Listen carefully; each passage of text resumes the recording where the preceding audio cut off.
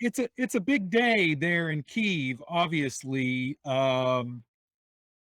Did you see preparations for this, or were things as normal can be in the days leading up to this visit? And what are your thoughts on the visit itself?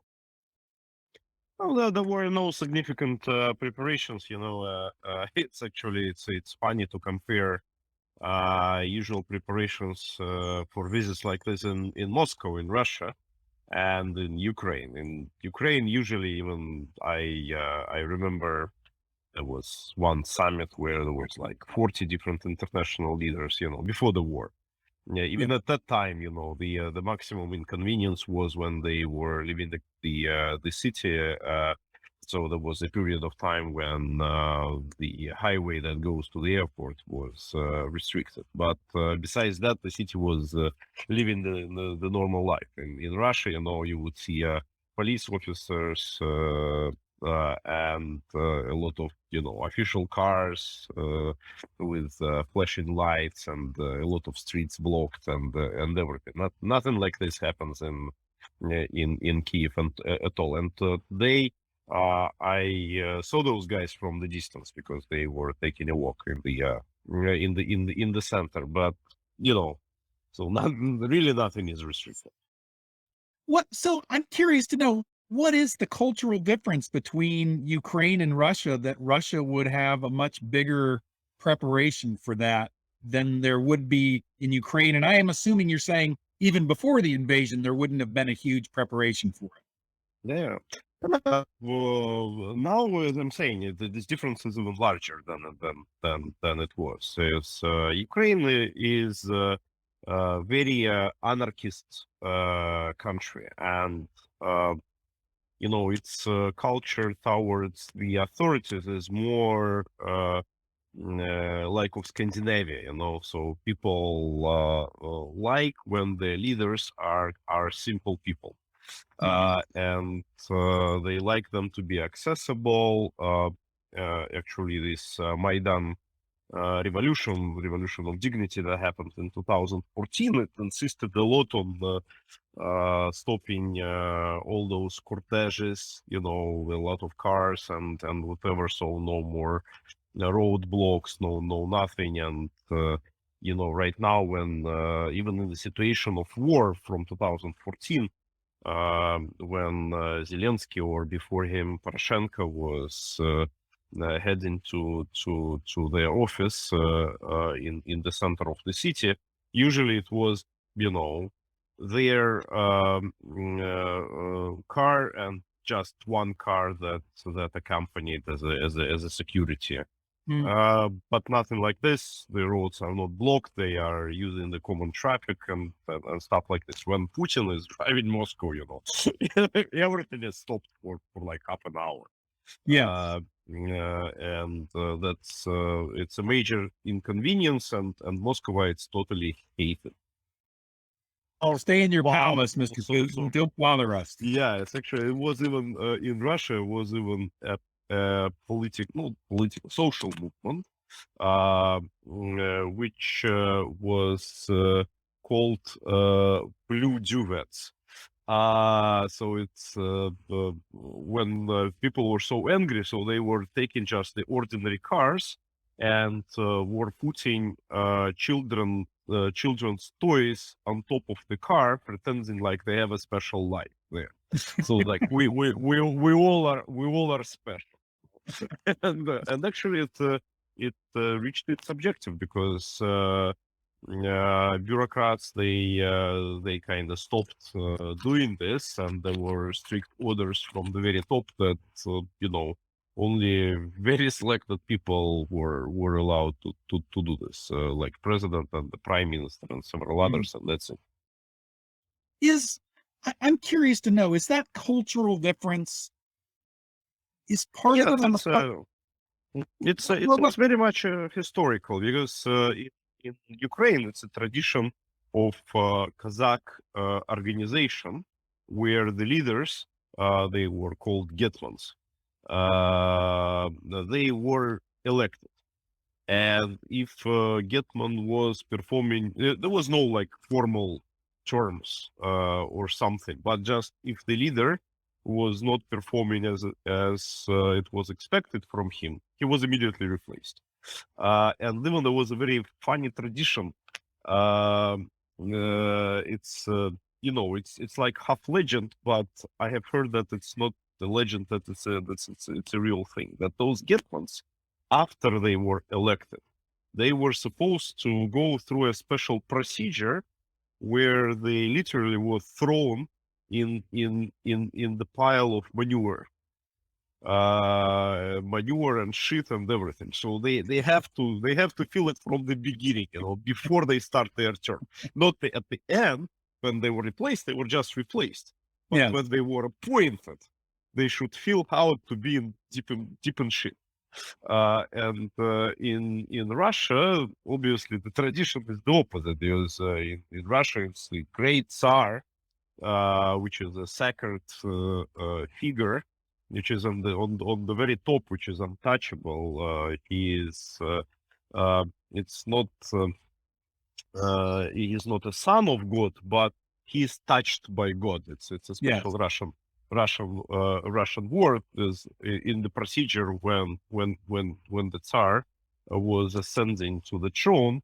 It was a special religious procedure, like they've been painted by, like, it's a touch of God, it's a hand of God, so they are part of the heaven. It's not on earth anymore, and that's obviously it's a huge difference with Ukraine. So this is really, we could talk for an hour just about this, but I don't want to, go there today. I mean, maybe for another time, because a lot of ideas are coming to my mind about, in Ukraine, when things are much more simpler, it makes corruption harder to engage in. It's, it puts everybody on a playing field. Corruption, it's in Ukraine. Corruption is actually easier to get engaged in. It's all the positive things they have the reverse side of the medal. And one of the things about Ukraine is that in Russia, you are the part of the government. You are the part of the system, and you have to be loyal to the system. That's above all. It's if you betray the system, it's like you are betraying your motherland. Yeah, And it's very bad. I think I quoted it once. It's a very famous phrase that all Russians know. It's a phrase of Anton Pavlovich Chekhov, our famous writer,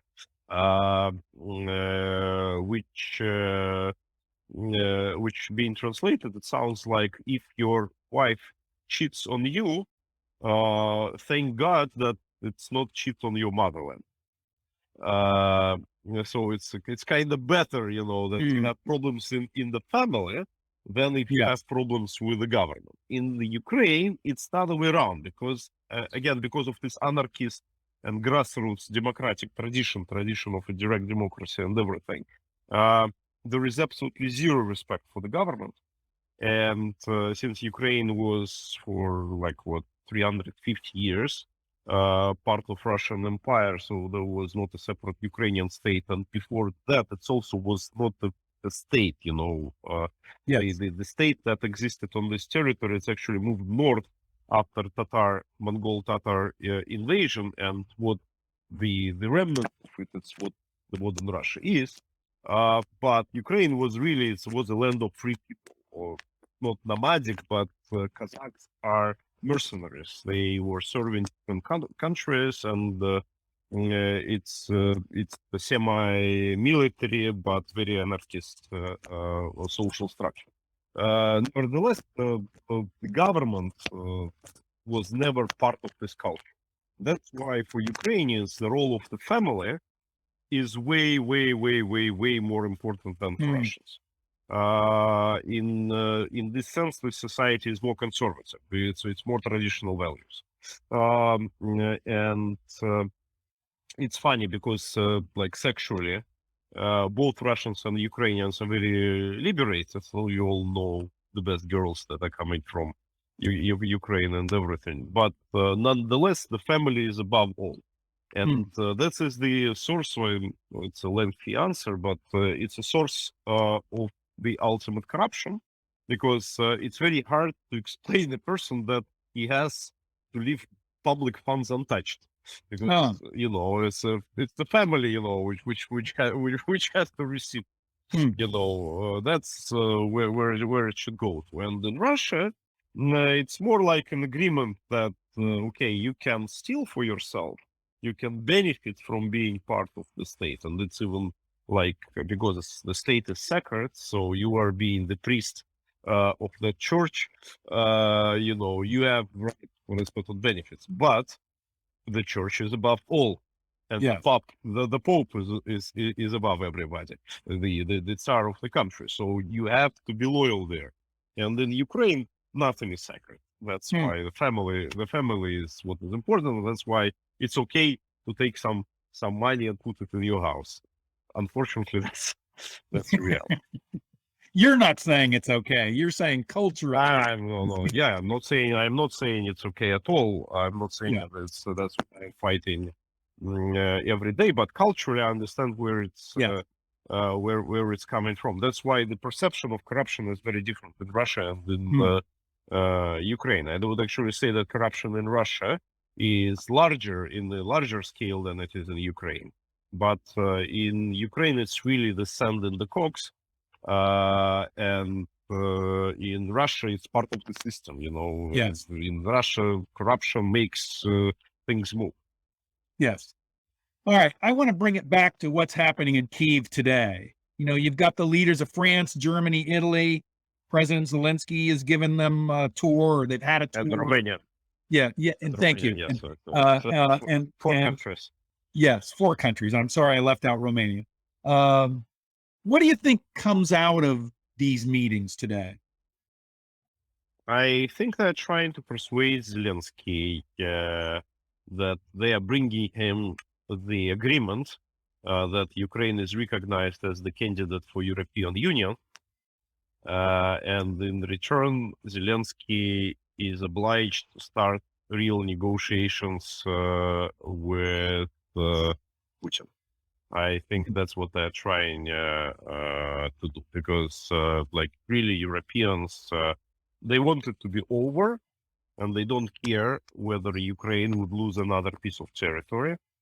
So they prefer a bad compromise, but something that would happen tomorrow.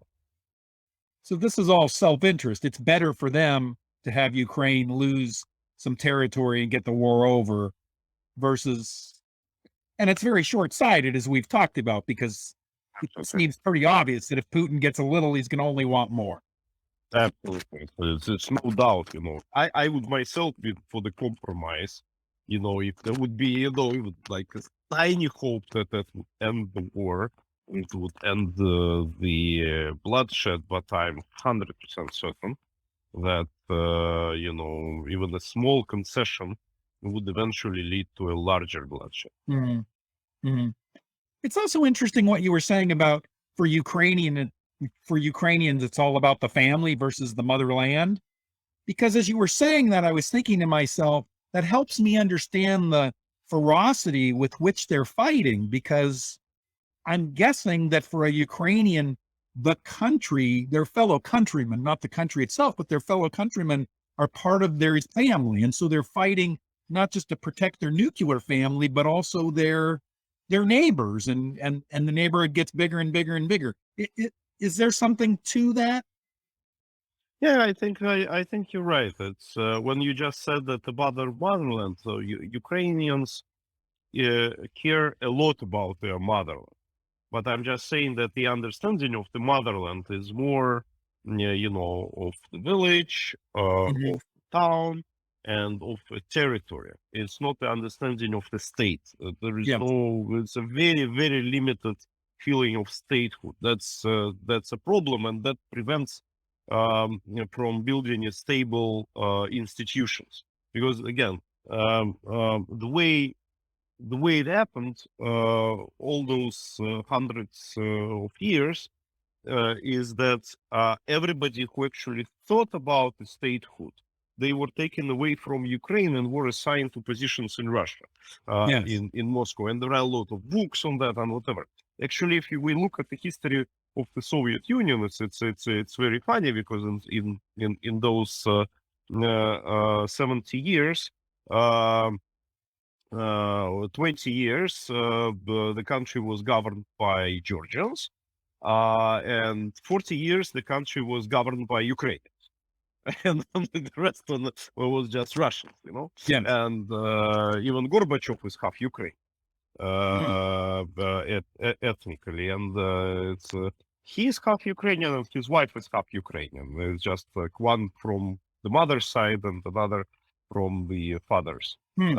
Mm. side. And Leonid Brezhnev is Ukrainian, and Nikita Khrushchev is Ukrainian. So, with a small exception of Andropov and Chernenko. And Chernenko is a Ukrainian last name. Is just that we don't know whether he was Ukrainian or not, but it's Ukrainian's last name, so we can also count him as Ukrainian. So, majority of the history of the Soviet Union, the country was actually run by Ukrainians. So the elites, they were withdrawn all the time from Ukraine. Nobody was left behind. That's why, again, they never tried to create a feeling of the statehood within Ukraine. Yes. So, sort of along this subject, I sent you an article to read from a Polish newspaper, and did you get a chance to read it? Hmm? Could you summarize I guess, the argument of the writer about how this writer saw as the only future for Russia that was a viable future? Can you summarize the article? Only because I'm guessing you read it in Polish, I read it in English, and it was not a great translation. But then also comment on the writer's thoughts that Russia needed to be broken up into many states. There are a lot of speculations like this. Right now, a lot of people are thinking about future Russia. And yes, there is this opinion that Russia cannot be democratic if it's not broken, split into different pieces, that it's too large to be democratic. Which I don't think is relevant, because I don't see how Russia, in this regards, in regards of size and density of population and whatever, is different from, say, Canada. It's I think it's a speculation. There are a lot of different things within Russia, which we can debate about. That Russia is a mix of ethnically Russian regions and different national minorities, and so there are republics within Russia where all those minorities, they are in majority in this particular republic, Yes. but altogether they are like states in the United States, right? So which together create the federation. And I definitely think that for Russia to be stable, it needs to be significantly decentralized. That the power should go to the local communities, which should be way more autonomous than they are right now, which have to receive the bulk of the taxes of the budget proceeds, not the remnants as they receive right now, but vice versa. The remnants should go on top, and the bulk should stay at the bottom, and people should have the mandate to decide their own future. And that's actually the guarantee that Russia would be preserved. I think that if that would not happen, Russia would not be preserved, because it can be preserved only with brute force, and it's not the way how the countries are being managed in the 21st century. Russia is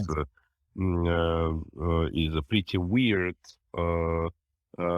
empire. It's not the empire in the sense of the British Empire. It's more empire in the same sense as United States can be considered an empire the way it is right now. But nevertheless, it is an empire, and the imperialistic part should be over. Take a look at Agnieszka's, and Agnieszka was the one who actually She's a regular viewer of the show. She's the one who sent me that article. Take a look at her comment and see if you have any thoughts on what she's saying there. I'm going to go ahead and read it. If there were many small countries, nobody would have this imperialistic ambition to rule the world. Austro-Hungarian Empire also split up into several countries, and this turned out good for everybody. I mean, what do you think of that? I think it's a very valid idea being applied to Austro-Hungarian Empire and to many other empires, but it's pretty hard to apply it to Russia because Russia is way more homogeneous where we are talking about these Russian regions. And in this regards, there is no difference between Vladivostok or Novosibirsk or Moscow or St. Petersburg. These are parts which are very far away, Yes. but people who live there, they speak identical language. There is no even the regional dialect or something. It's literally the same language. It's literally the same cultural platform. That's why I'm saying, it's better to compare it with the United States because even Russian Empire, when it was Russian Empire, and of course, especially when it was Soviet Union, it was a melting pot where people were mixing up, and when there are no nations but were Soviet people as one synthetic nation. So leaving these nation republics apart, and as I'm saying, they can split. Say Northern Caucasus, for example, different Islamic parts, they definitely can split because they have different cultural, ethical platform. They have different customs for many people that live there. It still would be a horrible tragedy for many people because it's also very much interlaced and intermixed with each other. But at least they have, a certain majority, ethnical majority on this territory, which want to live their own way. But other parts of the country, and when you would look at the map, still the majority of the country is this Russian region. So if they would split, for a totally different reason than how it happened with Austro-Hungarian Empire, because there are no tensions between different parts. Right now, it's more dissatisfaction that, for example, Russians in Siberia feel about Muscovites, because they feel like Muscovites are unjustly take all of their taxes, and they kind of, produce oil and gas here in Siberia, or mine coal, or diamonds, or whatever, and it's been done by people in Siberia, but then all the money goes to Moscow, and then, it's been redistributed backward, but in a tiny portion. And that's why Siberians are saying, what the heck, why is that happening? It should be the other way around. We should be funded better, but we should leave something for Moscow, no problem, because of the control of the military and everything, defense of this territory, and that's a disproportion in terms of population. Is in Siberia altogether, it's like 30 million people that live there, and in the European part of the country, 100 million people live, and obviously next to Siberia there is China, and it's been considered as a threat. So they're saying, okay, so let the Central Russia provide us with a military force that is protecting us from Chinese, but nevertheless, there are no religious things, there are no language things, there are no tradition thing, so the Siberian Russian is no different from Volga River. And I see Agnieszka has other comments. We may have to have a show where it's not Ponomarev versus Putin, but Ponomarev versus Agnieszka. I would love that. And date this, but I want to leave this here for now. I see she's willing to have a debate with you, so maybe we'll talk about that. I want to wrap this up with a question that occurred to me as we're talking about really a lot of cultural things here today. You haven't you were exiled from Russia in what, 2015, 2016, 2014. 2014. So you haven't been back in 8 years. What is it about your country that you miss the most? I I miss people, especially Siberians. As my home town is Moscow. I was born in Moscow, and until I was 21, I lived predominantly in Moscow. But I don't like modern day Muscovites, as overwhelming majority of Russians. Hmm. Because I think that it's like New York, it's a place of greed, and it's very energetic, but uh, uh, people in Moscow they're extremely egoistic. So Extremely, say it again. Extreme, egoistic, egotistic. egoistic, and yeah, Okay. selfish, and that's I don't like, and that was not like this before the collapse of the Soviet Union. It's the people following the money. So the absolutely crazy concentration of capital in Moscow resulted in this concentration of people who are hungry for cash, and that they have dollar signs in their eyes, and that's I don't like. But Siberians, they are totally different in this regards. It's a lot of solidarity that they usually express, a lot of mutual understanding. So it's not a separate culture, but nevertheless it has certain special mentality in it, and that's Mm. what I miss a lot. For me, um, small and large Siberian cities became really important internally, and that's what I miss. And this was the part of the country that you represented in the State Duma. Yeah, I represent the capital of Siberia, Novosibirsk, yes. Yeah. So I want to wrap this up going back to the article. Presumably there's going to be a change in Russia for this war to end. I'm guessing either Ukraine loses or Ukraine wins and there's a dramatic change in Russia.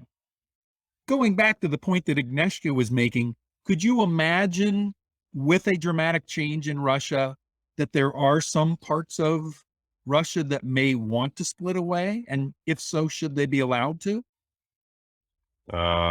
The longer Putin drags, the worse it is, and the more higher the chance is that yes, that Russia would split apart.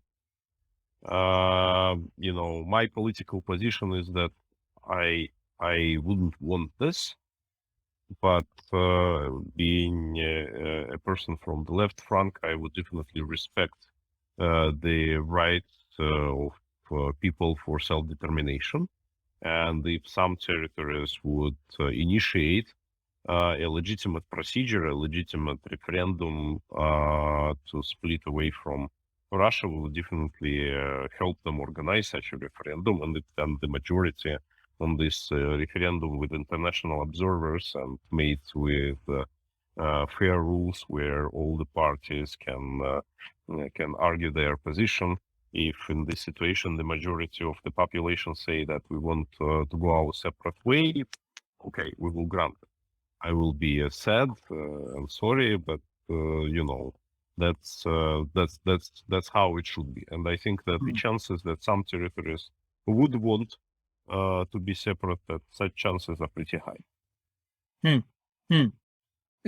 Of course, in a democracy, just having the opportunity to have an actual democracy may create a lot of different impulses amongst regions to actually come together because they're free to do it, not obligated to do it. I mean, it's a huge philosophical conversation. Yeah, yeah, 100% agree with you, and that's why I'm saying, that my intention is to give all the authority to the bottom, and I think that would prevent Mhm. many of for the territories to go away, and especially in the situation when the most actually separatist thinking territories, they usually economically the most problematic and not self-sustainable. Yes. Most of the republics of Northern Caucasus, for example, right now they are completely unsustainable by themselves.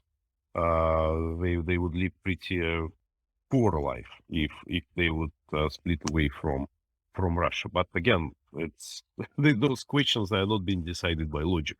Yes. Not that people Yes. would make the rational decision. This decision would inevitably be emotional, Yeah. and we cannot predict what the emotions would be by the time when the Putin's regime would collapse. Yeah. Yeah. It's interesting. On one hand, I'm thinking about Brexit, a completely emotional decision that I think most people in the UK would agree was, in retrospect, a wrong decision. And on the other hand, I'm thinking, when I have the right to choose to be part of a nation, it makes it a much stronger nation than when I'm forced to be part of a nation. I mean, those are two very different phenomena within a country. You 100% right, and that's why I'm saying, what side would win, Yes. what argument would prevail. We don't know at all, and I think it would be very subjective, and it would be very very much dependent on how the system would actually change, and who Yeah. would be the new leaders, and what Yes. would be the program, and what would be the emotion. Right now, I have a lot of people whom I'm talking with from different national territories, ethnic territories, which are saying we want to be separate. And the answer that I just gave you in public is exactly what I am telling them in private, that I would never promote the idea of Russia being split. But I would definitely promote the idea that everybody should be happy with their place in this Russia, and if somebody is not happy, he is free to go. Yeah. Okay. I'm going to leave it there for today. This was a great conversation, Ilya. Thank you.